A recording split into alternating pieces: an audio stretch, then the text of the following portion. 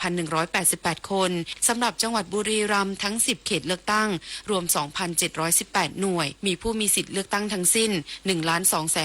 1,261,252 คนและมีผู้สมัครสสรวม 88 คนโดยการรับหีบบัตรและอุปกรณ์เลือกตั้งในทุกเขตเป็นไปด้วยความเรียบร้อยภายใต้การดูแลของเจ้าหน้าที่ตำรวจอสและชรบพิมพากา อุ้ยรำ สวท บุรีรัมย์รายงานจบข่าวยุทธพร บานเย็นอ่านรับฟังข่าวครั้งต่อไปเวลา 15 นาฬิกาครับ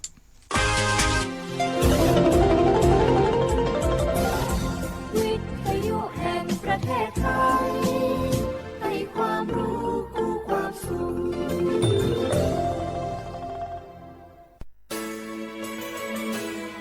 สถานีวิทยุกระจายเสียงแห่งประเทศไทยจังหวัดเชียงใหม่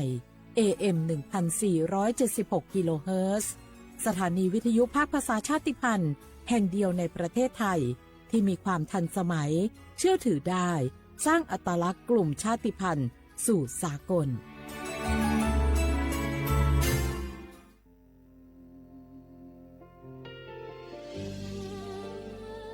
พระเสด็จสู่แดนสวงไทยทั้งปวงน้อมสำนึกในพระมหากรุณาธิคุณตราบนิรันดร์ข้าพระพุทธเจ้าข้าราชการและเจ้าหน้าที่สถานีวิทยุกระจายเสียงแห่งประเทศไทยจังหวัดเชียงใหม่กรมประชาสัมพันธ์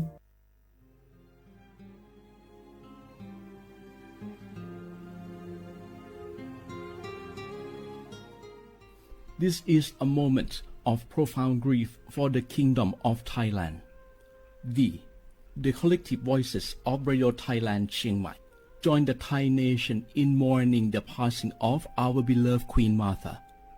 Her Majesty Queen Sirikit. Her life was a testament to the unwavering service, grace, and deep love for the Thai people. Our humble condolences and thoughts are with His Majesty the King, the royal family, and all the Thai people during this deeply sorrowful time.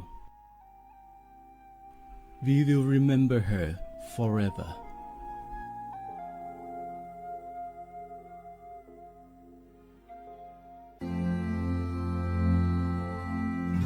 รากฐานสังคมไทยตั้งแต่อดีตจนถึงปัจจุบันเคารพเทิดทูนสถาบันพระมหากษัตริย์เป็นศูนย์รวมจิตใจที่เหนียวแน่นของคนไทยในเวลาที่เกิดวิกฤตทางการเมืองพระบารมีของพระเจ้าอยู่หัวก็ทำให้เกิดความสงบและช่วงที่เกิดวิกฤตเศรษฐกิจปรัชญาเศรษฐกิจพอเพียงของพระเจ้าอยู่หัวรัชกาลที่ 9 พระราชทานให้กับคนไทยก็ทำให้ผู้ที่น้อมนำมาปฏิบัติมีภูมิคุ้มกันและไม่เกิดความเสียหายพระปฐมบรมราชโองการของพระเจ้าอยู่หัวรัชกาลที่ 10เราจะสืบสานรักษาและต่อยอดและครองแผ่นดินโดยธรรมเพื่อประโยชน์สุขแห่งอาณาราษฎรตลอดไปพระมหากษัตริย์ไทยทุกพระองค์ทรงห่วงใยราชเสมอสถาบันพระมหากษัตริย์ไทยศูนย์รวมใจไทยทั้งชาติ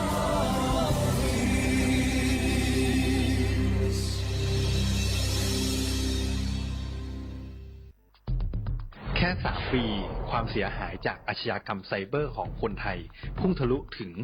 94,000 ล้านบาทหรือเฉลี่ยปีละ 30,000 ล้านบาท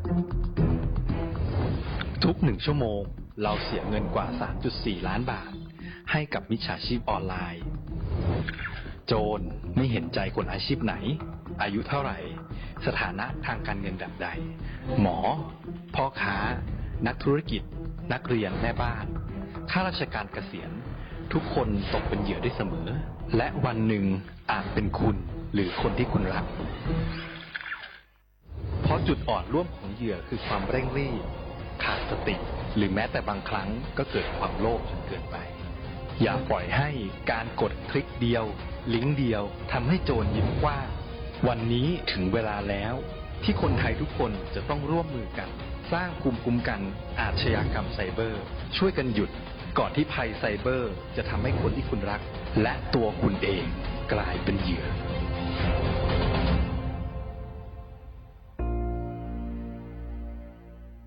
ช่วงนี้ได้ยินคนบ่นกันเยอะเลยนะเรื่องความไม่โปร่งใสเนี่ยใช่แต่รู้ไหมล่ะว่าจริงๆแล้วพวกเราช่วยกันได้นะ ทำยังไงหรอ เดี๋ยวนี้มีช่องทางร้องเรียนที่เข้าถึงง่าย แจ้งเบาะแสได้สะดวกมาก อย่างสายด่วนปปช 1205 อ๋อ แบบนี้ทุกคนก็มีส่วนทำให้บ้านเราดีขึ้นได้จริงๆ แน่นอนการต่อต้านทุจริตจะสำเร็จได้ ก็เพราะคนอย่างเราร่วมมือกัน สำนักงานประชาสัมพันธ์ที่ 3 กรมประชาสัมพันธ์ กระจกวิเศษจงบอกข้าเถิดใครงามเลิศในปัทภี ก็พระนางน่ะสิ ราชินีผู้เลอโฉม ดูสิ ตั้งแต่ท่านพาชาวประชางดเผาป่าและขยะในครัวเรือน ชาวไร่ชาวนาก็งดเผาตอสั่งข้าว ฟางข้าว หันไปไถกลบทำปุ๋ยหมักแปรรูปเป็นอาหารสัตว์ หรือเอาไปอัดเป็นก้อนแทน อากาศก็ดีไม่มีฝุ่น PM 2.5 คอยกวนใจ หน้าตาท่านก็สดใส ผิวพรรณผุดผ่องเป็นที่สุดพะยะค่ะ ต้องแบบนี้สิ เจ้าพูดถูกใจข้ายิ่งนัก เพราะทุกการเผานั่นคือการสะสมฝุ่น แต่ถ้าทุกคนร่วมใจกันหยุดเผา เราก็จะมีแต่อากาศบริสุทธิ์ไว้หายใจ ห่างไกลมะเร็งปอด สุขภาพก็ดี มันคือที่สุดแล้ว ราชินีจงเป็นอมตะ ราชินีจงเป็นอมตะ ข้าขอบูชาท่านพะยะค่ะ ไปเอาธูปมา แต่ไม่ต้องจุดแล้วนะ เดี๋ยวนี้ข้าเปลี่ยนมาใช้ธูปไฟฟ้าแล้ว มันจึ้งมาก ไม่มีฝุ่นเลย คุณภาพอากาศดีด้วยการร่วมมือของทุกภาคส่วน ปรารถนาดีจากสำนักงานประชาสัมพันธ์ที่ 3 กรมประชาสัมพันธ์หนึ่งเสียงของท่านมีความหมายต่ออนาคตประเทศ การเลือกตั้งคือโอกาสสำคัญที่ประชาชนจะได้ร่วมกำหนดทิศทางบ้านเมือง ขอเชิญชวนพี่น้องประชาชนผู้มีสิทธิ์เลือกตั้งทุกท่านออกไปใช้สิทธิ์เลือกตั้งปี 2569 เลือกคนดี เลือกผู้แทนที่ตั้งใจทำงานเพื่อประโยชน์ของประชาชนบดีปล่อยให้เสียงของท่านเงียบหายเพราะประชาธิปไตยเริ่มต้นที่การไปใช้สิทธิ์ร่วมกันไปเลือกตั้งอย่างพร้อมเพรียงกันวันอาทิตย์ที่ 8 กุมภาพันธ์ 2569 8 โมงเช้าถึง 5 โมงแลงใช้สิทธิ์ใช้เสียงเพื่ออนาคตของประเทศไทย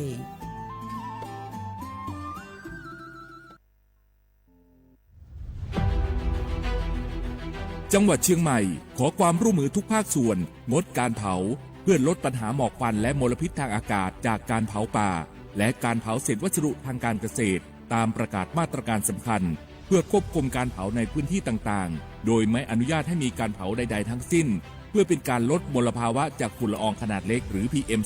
2.5 ตั้งแต่วันที่ 1 มกราคมถึง 31 พฤษภาคม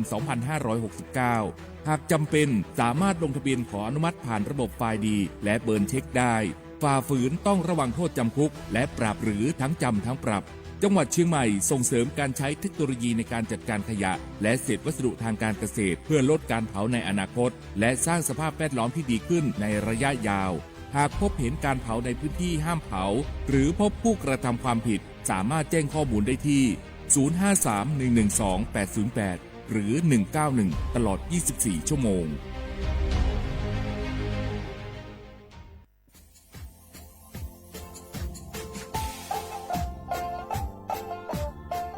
น่าถึงมาปีมาซึ่งจีนชมงโงมันยาคณะรัฐมนตรีไงมีมติยามกว่าอยู่หัวระมองเมื่อเหือนยากุลาซือหาหนีซือกุยังไงยิ่งคงอยู่ตรงยาโฉดซือฉีกว่ายาเบระมองเมื่อเหือแก้ไขปัญหาไงสถานะอาทิตย์เหือสัญชาติไงเอาถ้าเป็นคนเนี่ยว่าจะส่งไงอธิบายที่ยากกฎหมายถือว่าเบระมองเมื่อเหือไงมาตราที่17ไงแห่งพระราชบัญญัติคนเข้าเมืองไงพอสองงมันอยากให้คนอยากให้หนีตัวอยากหนีซึ่งหนีกวางกันเท่าว่าถ้ามีคนเนี่ยว่าดูแลโซอาทิตย์เนี่ยคือมือจ่าจางงเป็นยังไงอาทิตย์เนี่ยว่ามีทะเบียนประวัติเธอถูกต้องอยู่ไงอธิบายว่าสารว่ายื่นขอสถานะไงคนต่างด้าวเข้าเมืองโดยชอบด้วยกฎหมายที่ดียินหน้าบุรุษไงอาทิตย์ทยากฎหมายถือว่าบรรดามาเพื่อไงมาตราที่7 ทวีไงแห่งพระราชบัญญัติไงสัญชาติยึดขวงงบไปเฮอพศยังไง2508ไงเอาถ้ามีคนได้ว่าเฮตาซุงโงไม่ยังไงอาทิตย์เฮออาบามันก็จะเฮออามาไงเอาว่า อยู่ในทะเบียนประวัติบุคคลอธิบายว่าไม่มีสถานะทางทะเบียนมาจุบะสามารถยื่นขอสัญชาติไทยที่กรุงเทพมหานครยื่นที่สำนักบริหารการทะเบียนกรมการปกครองอธิบายเราส่วนต่างจังหวัดจะสุบะว่ายื่นต่อในอำเภอตานภูมิลำเนาปีขวานนแล้วก็จะบอกว่าอำเภอยี่ที่ยื่นชองยื้อเวลางูไม่ยายาว่าเวลาใช้กันยาขนาดถี่เนี่ยควายีนวันยาสิงอันเดียบคือนี่มีกับพวกควายีคือน่าเหียโชฮาหยี่ซึกูยังไงยุคคนยี่ตัวเหียโชซึกูขอเสือทีลียื้อชองถึงมาปีใหม่ซึ่งจีเช่าว่าชาวได้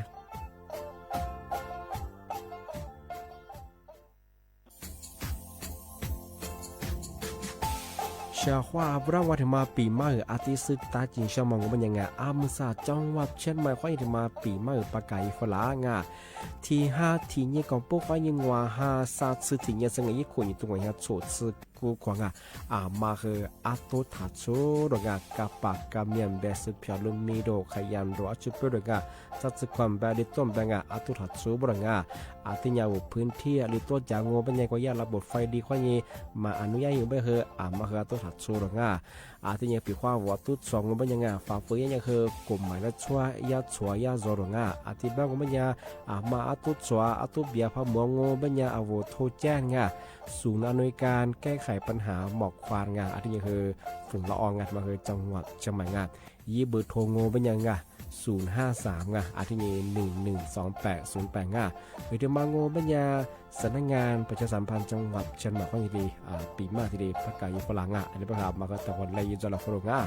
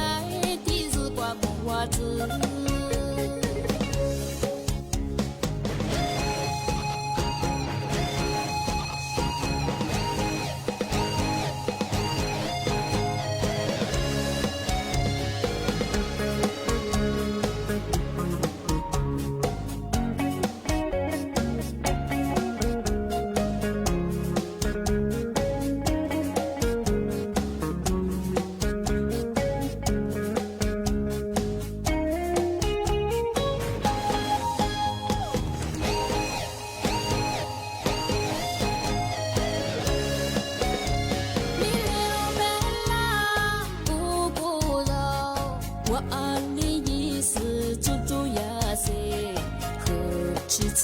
啊我的马蒂格，是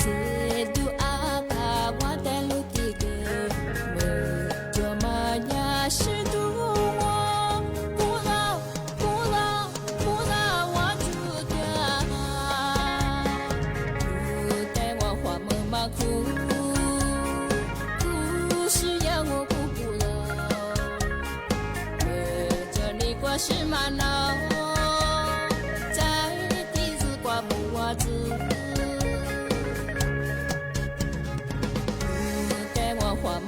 苦苦是要我不不老，这里过是玛瑙，在地子挂木袜子。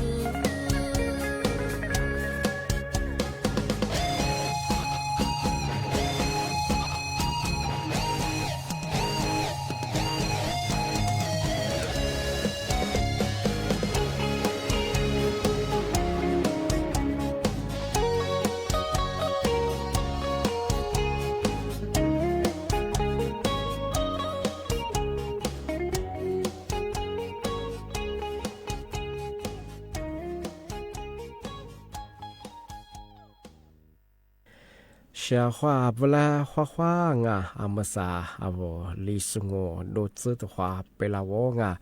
อาวลิสุงโอปากากุงโอบัญญาสวทเชียงใหม่วันดังสถานีวิทยุกระจายเสียงแห่งประเทศไทยจังหวัดเชียงใหม่ว่าโดยจางงาอาทิตย์ทาววิทยุว่ามือจะมางบัญญาโดยจะมางยี่ระบบยา AM ยี่คลื่นความถี่ยาที่ตุลิยาชิตชัวจูเนี่ยคือดอลลาร์วิทยุเนี่ยอาทิตย์ทาวระบบไลฟ์สดก็คือFacebook ยี่เพลงก็คือสวทเชียงใหม่งา AM 1476กิโลเฮิรตซ์ที่ไลฟ์สดยาวงาในแนวเป็นอย่างคือดมองก็คือไงยี่เวลาเนี่ยคือโฉมมัวควานีเจมัววัติควาโดที่มัวลองเป็นอย่างคือหนีมัวควานีสามมัวงาหนาถี่เนี่ยควานีหนาเนี่ยจะถี่เนี่ยมาที่เรียนเนี่ยควาโดยอย่างงานเนี่ยเวลาจ่างนี่ไม่ถึงยังโง่เป็นยังไงเอาลิโซอาบางเป็นยังคือเอาคือภาพอากาศไม่ใช่ไงนี่ไม่ถึงยังมาคือซื้อนี่หานี่ซื้อนี่นี่ไม่ถึงยังมาคือแฮปเปิลยังไงยี่คนยี่โตยี่จะสุขที่กูมองว่าอาจจะไปเอาไทยอาบางมาคือนี่ไม่ถึงยังมายี่ห้าสี่ยังไงนี่ไม่ถึงยังมาคือหนัดโชว์ยังไงวันเสาร์ที่7เดือนกุมภาไงพศมาคือ2569ที่กูมางงามที่ยังไงเอาว่าเช้าวันถึงมาปีมาสตาร์จินชั่วโมงบ้างไงมาก็ทำไม่ได้เช้าวันไงสั้นเนี่ยเป็นอย่างคือวันที่8ที่ยังบ้างไงยี่ห้าเหตุยี่คนยี่จังหวะเนี่ยโฉดสึกกูก็บอกสั้นเนี่ยที่ยังบ้างเอาว่าถ้ามันอย่างคืออะไรก็เหงไงเลือดตายาหลัดโฉดเสื่อมงไงในแนบแปะมือขวายังไงมือขวาหัวมือเสือทีเลยเลยแปงงอ่ะอาทิแบงงมันยาวแทมสุลัดสุดปุ๊บมองมันยังไงว่าสัญชาติไทยดูโซเอา20เลือดใต้นะสบายเหงะมาเหงไงยิงอย่างทีเลยใช้สีทีเลยเลือดใต้เยงโนอาริติบุวันเนี่ยยี่เบอร์อาริติบุวันเนี่ยบ้าเหงเอายิมุดก็ตาอย่างคือยิงทีเลยสุดทีเลยสุดช่างงะเนี่ยแปะมือขวายิงมือขวาหัวมือสังงะอาทิแบงงมันยังเฉพาะงะสัญญาว่าพัดยังมันยังเอายี่หลักฐานงเอาเอกสารหรือชื่ออยู่จะว่าไงทำไมถึงมาปีมากงานยี่ว่าถึงมาโง่เป็นยังที่เอายี่บาทไงเอาบัตรประชาชนมาเฮแต่งปีว่าวิบัตรมาหมู่อายุก็โลยี่เห็นยี่กูเลยว่าอยู่หน้าโง่ไงที่ยี่ปีว่าวิบัตรมาพัดผีเรื่องโง่เป็นยังอะไรชื่อไทยหน้าเบื้องไงยี่ว่าถึงมาโง่ไม่ที่เอาใบขัดขี่คืออยู่หน้าไงเอารถเคยชื่อถั่วดงที่ยี่คือที่เราดมาชื่อถั่วไงยี่บัตรมาคืออยู่ด้านงานไปขับขี่งานที่ถึงบางงเป็นอย่างคือใบพาสปอร์ตไงหนังสือพาสปอร์ตงานมาคืออยู่หน้าวัดงานที่ถึงบางงเป็นยังไงถึงมาถึงเชิงงเป็นยังเธอบอกว่าหลักฐานไงเอาวิจัยเฉยเธอภาพถ่ายไงว่าอิเล็กทรอนิกส์ไงเธอบอกผ่านโทรศัพท์เอายี่แอร์ข้อนี้มาหน้าบางไงเธอเอาบอกว่ายี่แอร์รัฐบาลไงยี่ว่าถึงบางงเป็นยังเธอบอกยี่แอปไงไทยดีไงไทยดีทำไมไม่ยังคือว่ายี่บ่ายี่มีข้อมูลว่าเพียดตากว่าเช่นไงทำไมเขาเปิดยี่ยาที่ดีมากหน้าบ้างปีพอนโนยี่โถยี่บ่าที่เชื่อผิดเรื่องมาแต่ละบ้างยี่แอร์ข้อยี่ที่ดีมากหน้ายี่คือที่ดีอยู่หน้าบ้างยี่มาถึงมากโง่บ้างยังว่ายี่แอร์ทำมาตัวไงทำไมคือ DIT บ้างมาคือว่า หน่วยงานขนส่งเอาไปคิดเพราะว่าเอาไว้ข้อมูลเอาไปคิดไว้คนได้ด่างานไปทำมาฟูนี่ยะละทีมานับเงาเอาว่าโทรศัพท์คนได้เขาอย่างสามารถที่มาโง่ปัญญากว่าว่าอีแอปไง PYD แบบกันมาคือกว่าว่าที่บัตรประจำตัวไงเอาที่คอพิการไงมาคืออีแอปจังเอามาคือถึงอย่างที่มานับเงาปีว่าโน้ตปีเท่าว่าอีใบมีหมอแต่ละผิดหรือเปล่าไงเอาอีแอปเขาที่มานับเงาอาจจะไปทำไม่ได้เฉพาะงาแสดงแน่ๆแปะมือควายยิงมือเครื่องหัวมือสง่าอาจจะไปทำมาเถอะเชิงโง่เป็นยังไงสนที่มาว่าพันเลือดใต้อยู่บ้างไงเอาว่าโรตีบีกันยับเบอร์ยาเอาแล้วว่าถูกเพียงไงหลักสุดสมัยถูกเพียที่ว่ามาคือซาเพียว่าเฉพาะไงยี่วุฒิเพียมันก็คือสีเขียวไงยิ่งยิ่งจึงเอาว่ายิ่งจึงมาก็คืออะไรสิละเสื้องาเป็นยังไงที่ว่าสอเขตไงปีความโนอะไรตัวจะก็คือเอายิ่งเขตตรงอ่ะที่ยาพักการเมืองนี้ตัวแทงว่ายี่สมัยมาคือสอเขตตรงงานอนุมาไอเบอร์มายี่เบอร์มาตั้งยิงเอาที่นี่กายอยู่ของงานที่สีเขียวมังสอเขตนี่เพียที่เพียมังว่าไม่ใช่สีชมพูเอาสีชมพูมังว่าว่าพัดการเมืองเอานโยบายสทำมาเสื้อมังอันโนอาลิติบุบันเนี่ยยี่สีเดมันเนี่ยว่าหนวดจู่ที่จื้อตั้งยังไงที่สีชมพูว่ายี่เบอร์จวงอะไรย่ายี่เบอร์ก็ต่างเอาว่าพักการเมืองยี่เบอร์ไงมายี่นี่ที่กายอยู่ของทำไม่ได้อาจจะเป็นอย่างคือธรรมดาใช่ไหมคือไงที่ซาพิชที่เป็นคือยี่ชิไงสีเหลืองจะมองว่าอย่างว่าว่าออกเสียงประชามติจะมองว่าอย่างว่าว่าย่ากฎหมายถูกรัฐธรรมนูญที่แก้ไขมายี่สิบสามมาหัวหมอเขามาคือวันนั้นยี่สิบปีว่านูอ้างไว้สิสามใช่ไว้สิแก้ไขใช่ไหมคือนูหัวก็คือว่าเจ้าถูกเพียงคนนี้ยี่ช่องยี่คือดูยี่ช่อจังยี่วุฒิชอบไม่เคยนูหวงบ่เคยกว่าไก่งอหมอโคมาเคยกว่าไม่เห็นด้วยมาเคยไก่จังที่ปัญญาชงมาเคยถ่ายไม่ดีปีว่านูอาลิติเพียมาโตมาเสริมมันยังเคยกว่าวนหน่วยเลือกตั้งกว่าสุยาเจ้าหน้าที่ตัวที่ที่เพียมาเลยเชื่อเสื้อที่มาอันนี้เยอะมากเคยเอาที่สอบถามหน้างปีว่าพามีเดียว่าพงที่เป็นสถานีมาในแปะมุขวายิงมือเครือหัวมุดใส่ชงมาเคยถ่ายไม่ดีมือยิ่งดีใช้สิทธิ์เลือกตั้งที่แบบของมันที่มาเที่ยวช่างว่าไม่ยังชาวงานที่มาก็เราคือปีมาจังเดี๋ยวนี่มือคือชั่วโมงความยี่สั้นเนี่ยชั่วโมงมือคือจังมาคือเสือเผือเสือมีว่ามายิ่งงานจับเลี้ยงมาคือกว่าเขตเลือกตั้งกว่าก็เลยกันจะว่าที่ไทยเย่บ่ดงมาพายเยี่ยมมันจะคือมาคือกฎหมายและช่วงงานชาวไม่ยากคือสำนักงานกกตที่แจ้งเตือนละอาจจะแบบเคยนี่เมย์ที่ยังมางานที่มือคือเจ้าชั่วโมงความยี่สั้นเนี่ยมือคือเจ้าชั่วโมงเสือมาคือเสือเผือเสือมีว่ามายิ่งงานดูสิว่าใจบางงานที่เขตเลือกตั้งว่าไทยเย่บ่ดงมาถึงมาที่ปีมาเจ้งเตือนช่างอาทิตย์เป็นยังไงทำมาสักหัวชดงมากว่าที่ขวากระนังอาจจะมากว่านั่นนักการจะบอกว่าที่ขวาชุดขวาง我这王八瓜是飘路飘进思念，无话微微之光。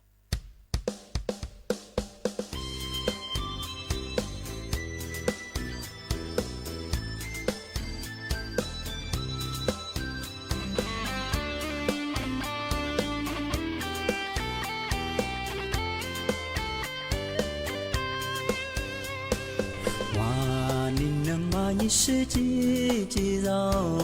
路阿次在带来你暖呀，马的咱喵喵比我老嗲，浮华没脸呀一浪哦。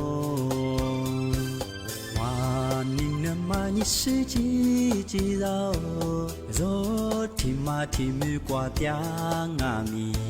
你是奴肉阿是你逃下。浮华没林呀一浪哦，我这王八瓜是飘路飘进思念，无话微微只管我一浪哦，阿次在带你年呀，你妈是死我老天，浮华没亮呀，你让我你在一浪哦。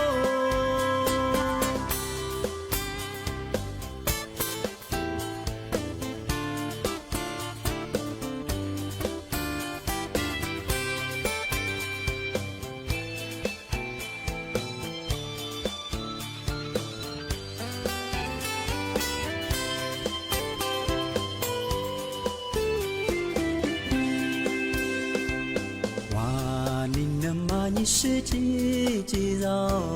努阿子在带里你暖呀，马的咱喵喵比我老嗲，浮华没脸呀一浪哦。哇，你那嘛你是几几绕，若提嘛提木瓜嗲阿咪，你是努肉啊是你躺下，浮华没脸呀一浪哦。花季王八花是飘落飘起是你，浮华微微只光我一浪哦。阿子在带你呀，你妈是死我老天，浮华没亮呀，你让我你在一浪哦。花季王八花是飘落飘起是你，浮华微微只光我一浪哦。阿子在带你呀，你妈是死我老天，浮华没亮呀，你让我你在一浪哦。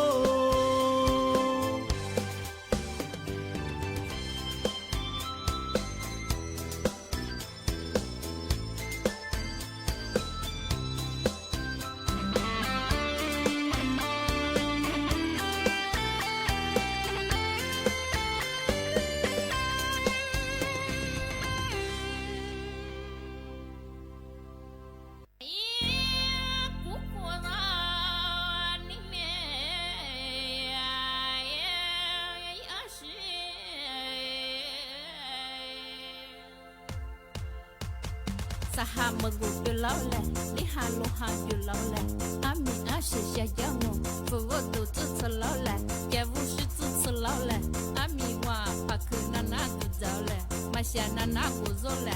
Ami wa pakuna nagu zaneo. Mashana nagu zuneo. Fushi pimu turube, guba uta zurube. Tibu ti drop futole, nibo sa drop ya shole. Ahe ale fute, uyu balu ya sho.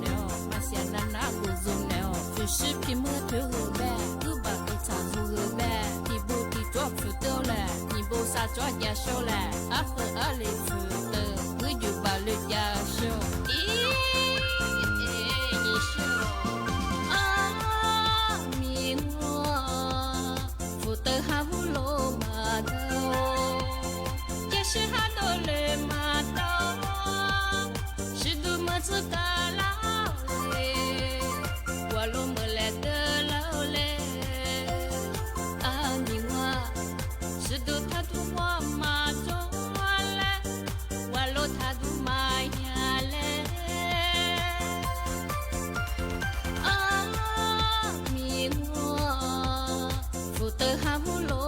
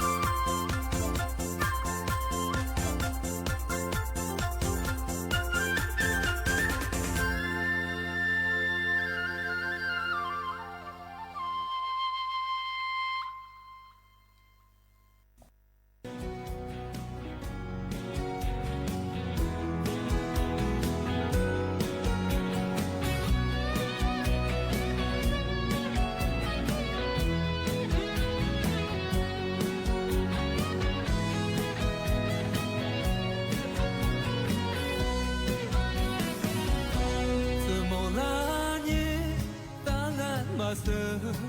senina anya limata mola kolani tanga master alimayo tuji lo jama ti bazabe mola komasho alimayo sejo tu jama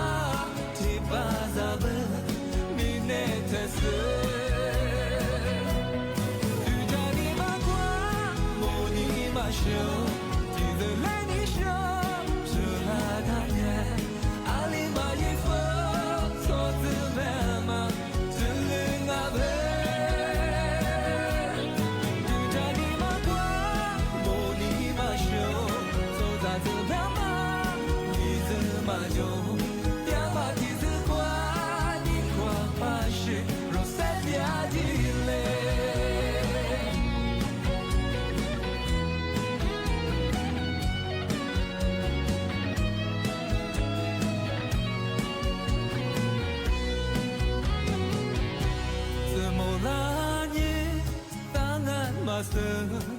senina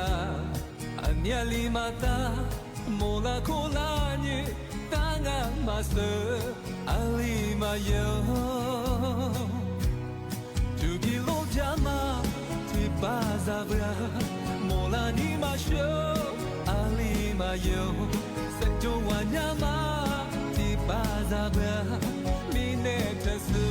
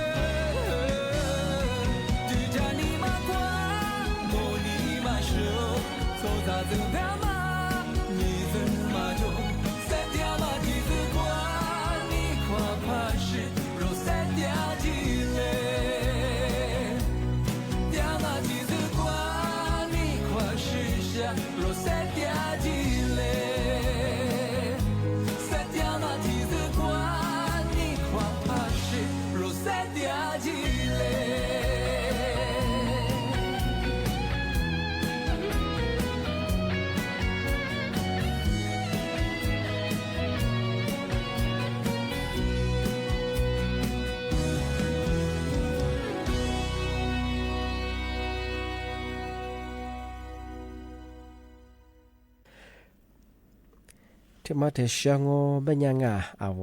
อัตโตชัวจากกูตะปูให้ถึงมาปีมาที่สุจินชะกูหลังเขาที่ปีมาปากกาจังอากาศที่ก็ถือว่าเป็นเขามัวนั่นนะเอายึดเขายิ่งมีเหมันนัดจะเป็น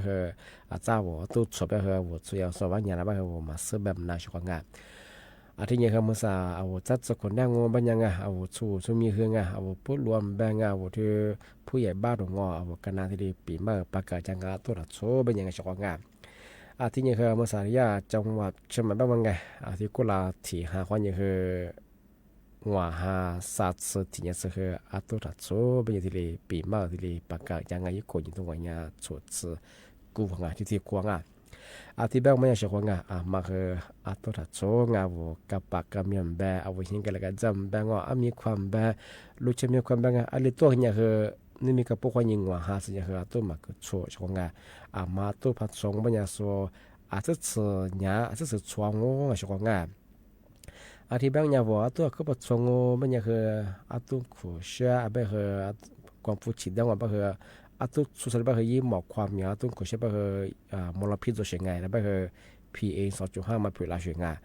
อันนี้ไปคือยี่ค่า PA เหนียวไปเงายี่มลพิษเหนียวไปคือว่าหลักส่วนใหญ่ว่าสมมติจะไปเงาว่าเสียงหันยังคือปีว่ายี่หมอกควันอากาศมาครับไปว่าเสียงหันดูยังว่าลูกเด็กก็มีคือน่าจะพิจารณาน่าว่าแต่ก็ตัวไปว่าชินมาข้าวสู้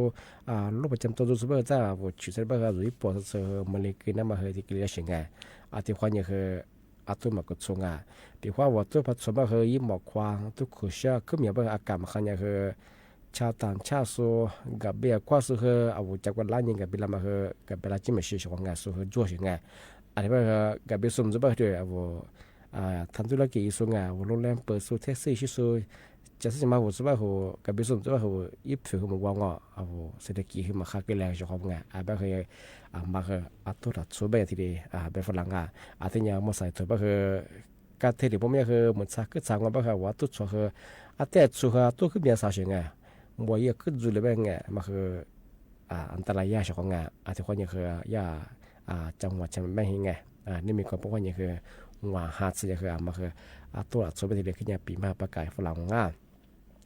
ปีว่าว่าตัวผัดสงมันยังไงยี่ทั่วเฮน้ำแบบเฮี้ยนงอยี่ทั่วเฮขึ้นไหนยังมาขึ้นยังขบ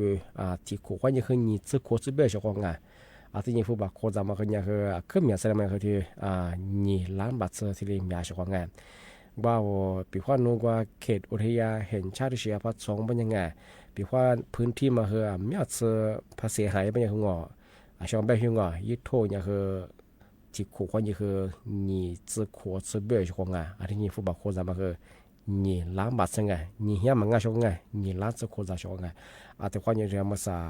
นี่มีกับพวกว่ายังไงว่าฮัตส์มาคือตัวถัดสงปีว่านู้ว่าจะยา喜欢这些个，路上面也和多了错外面也和多了错，现在那个这和多错穷爸爸做嘛是拖肩不和说那年了那做人还也和比话说咋啥可是不是还不和那副把口罩嘛会不会嘛跟那他们和他们这里比嘛实际上这边我是好我出门那个比嘛比话这个头把我一考一度和วันนั้นจะไปปีว่าส่วนลิปากายามาตรการหรือสุดท้ายสมมติว่าตุชวนจะสุดท้ายวันนี้เราคือมาซื้อแบบนั้นจุกไงแต่พอยังติดกันตัวไปคือผู้ยิ่งเขาอยู่ดูคือวันนั้นจะไปยังไงที่ได้ปีมากช่วงง่ายจะมาปีมากสิสุดที่ช่างง่ายที่แบบงบปัญญาช่วงง่ายนั่นปีมากมาคือที่เหลือจงที่แบบคือยิ่งมองดูก็ตายังไงนี่มีกับพวกคนยังคืองัวหาสัตว์สิ่งนี้คือมาคือตัวหัดโซ่ช่วงง่ายตัวผัดสงโง่เป็นอย่างคือส่วนที่ส่วนยาที่ส่วนร้องที่อย่างคือโคจาคูเบี้ยจะมาคือจะมาแจ้งเตือนชาวชาวดังที่อย่างคือเสนอไปคือทำไม่ดีเสนอไปคือหนีหาเหตุยังแน่แปะเมื่อวานอย่างคือมือเขืองัวมุดซึ่งที่เลือดตายย่องมาคือยิงที่ใช้สิทธิ์ที่อยู่ช่วงพอจะไปคือทำไม่ดียี่ใบมีคือแต่ยี่ที่ยิงพอมาเตะแบบเจ้าหมวนเลือดตายช่วงซึ่งหัวจอนแล้วมาคือยี่เวลากว่างที่แบบคือมาคือสุดจากคือยี่ที่ใช้สิทธิ์เลือดตายยังเชื่อเขาว่าถ้าวิธีนั้นน่าจะส่วนที่ไล่ส่วนจีส่วนคือว่ามันที่แบบคือทัศน์ในหน้าที่ของเราเชื่อเขาดังข้อว่าสวัสดีครับ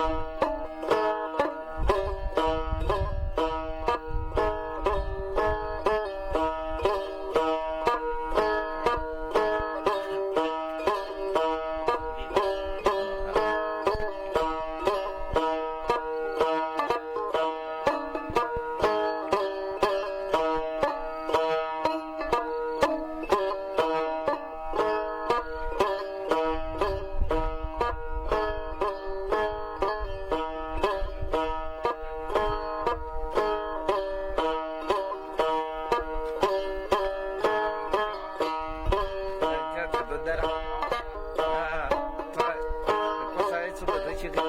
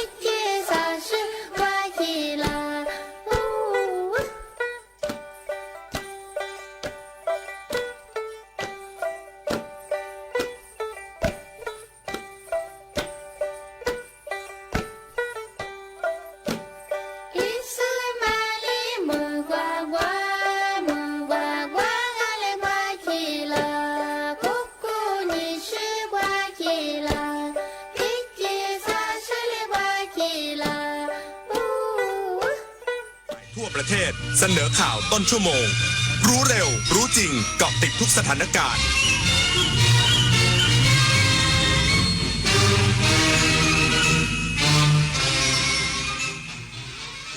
รับฟังข่าวต้นชั่วโมง 15 นาฬิกากับยุทธพรบานเย็นครับ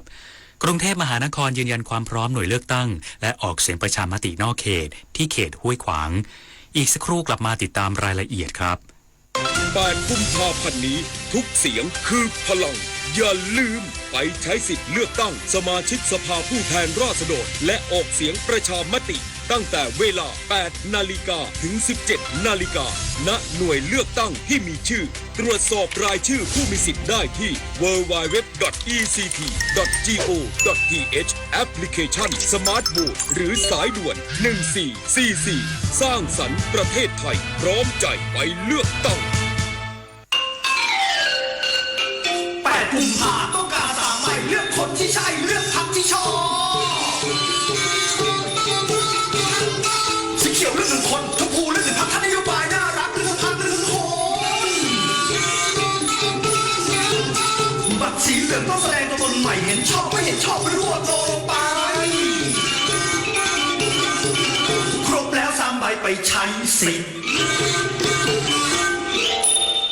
เลือกตั้งทั้งทีต้องไม่ให้พลาด3 สี 3 บัตรเข้าใจให้ครบก่อนเข้าคูหาสีเขียวเอาไว้เลือกตั้งสสแบบแบ่งเขตสีชมพูเอาไว้เลือกพรรคเลือกนโยบายที่คุณชอบและสีเหลืองเอาไว้ออกเสียงประชามติ1 เสียงของคุณมีความหมายต่อประเทศจำสีให้ได้ใช้สิทธิ์ให้ครบ8 กุมภาพันธ์นี้ออกไปใช้สิทธิ์พร้อมกันอนาคตไทยเริ่มจากการเลือกของคุณ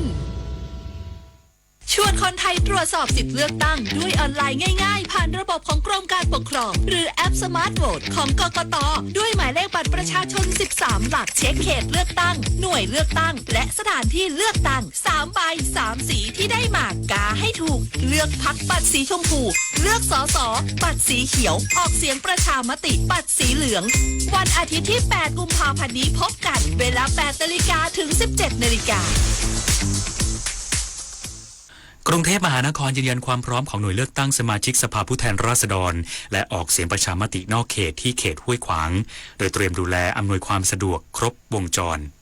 นายชนิดบัวคลี่รองปลัดกรุงเทพมหานครลงพื้นที่ตรวจความพร้อมสถานที่ออกเสียงประชามตินอกเขตณลานอเนกประสงค์การรถไฟฟ้าขนส่งมวลชนแห่งประเทศไทยหรือรฟม.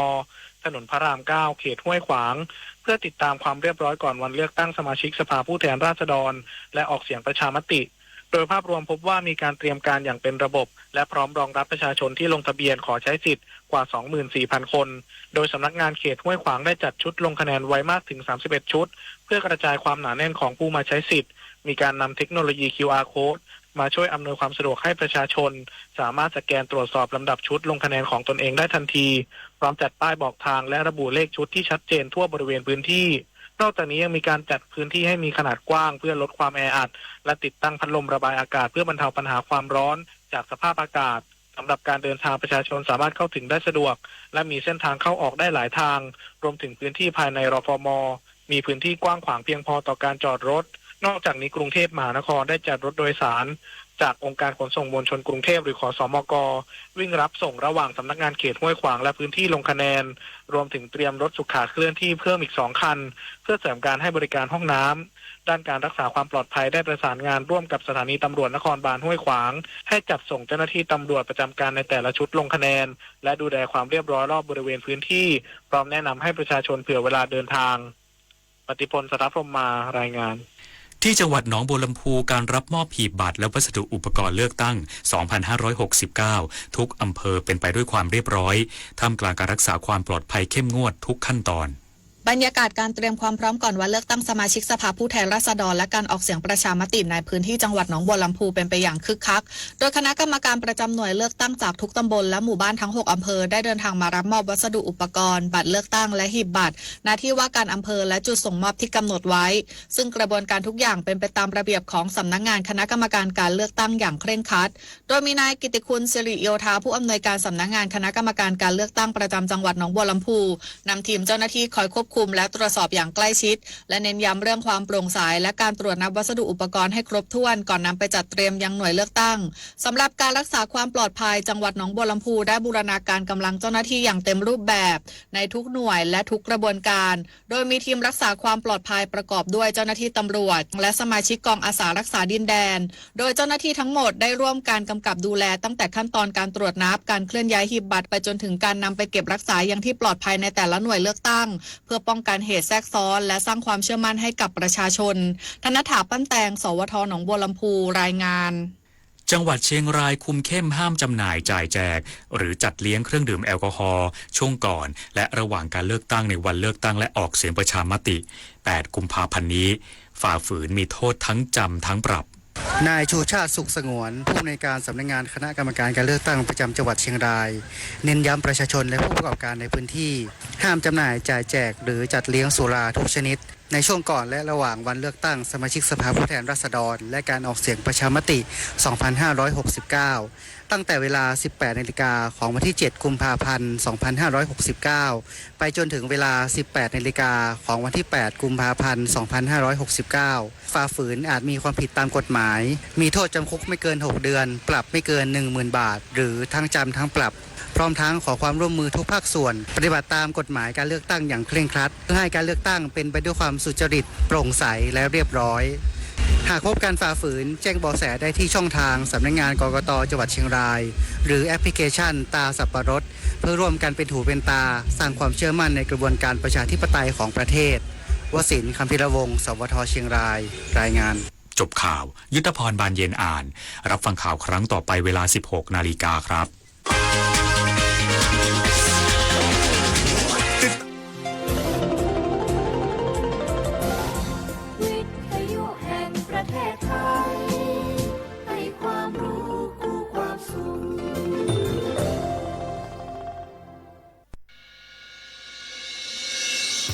สถานีวิทยุกระจายเสียงแห่งประเทศไทยจังหวัดเชียงใหม่ AM 1476 กิโลเฮิรตซ์สถานีวิทยุภาคภาษาชาติพันธุ์แห่งเดียวในประเทศไทยที่มีความทันสมัยเชื่อถือได้สร้างอัตลักษณ์กลุ่มชาติพันธุ์สู่สากล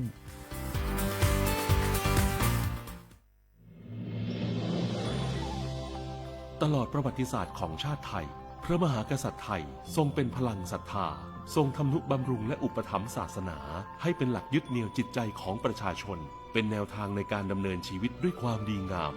ศาสนาสอนให้คนไทยรู้จักคุณธรรมความดีและความสามัคคีช่วยประคองจิตใจในยามทุกข์เสริมพลังใจในยามเผชิญอุปสรรคเป็นรากฐานสำคัญของสังคม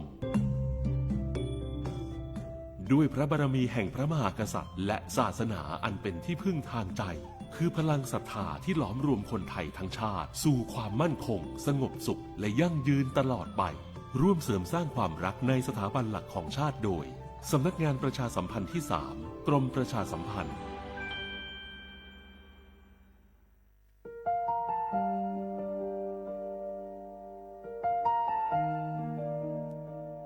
ขอน้อมเกล้าถวายอาลัย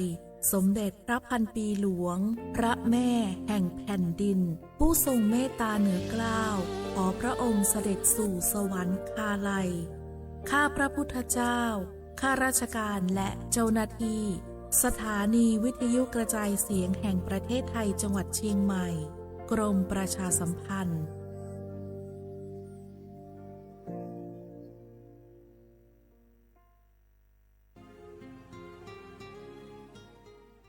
This is a moment of profound grief for the Kingdom of Thailand. The collective voices of Radio Thailand Chiang Mai join the Thai nation in mourning the passing of our beloved Queen Martha, Her Majesty Queen Sirikit. Her life was a testament to the unwavering service, grace, and deep love for the Thai people. Our humble condolences and thoughts are with His Majesty the King, the royal family, and all the Thai people during this deeply sorrowful time. We will remember her forever.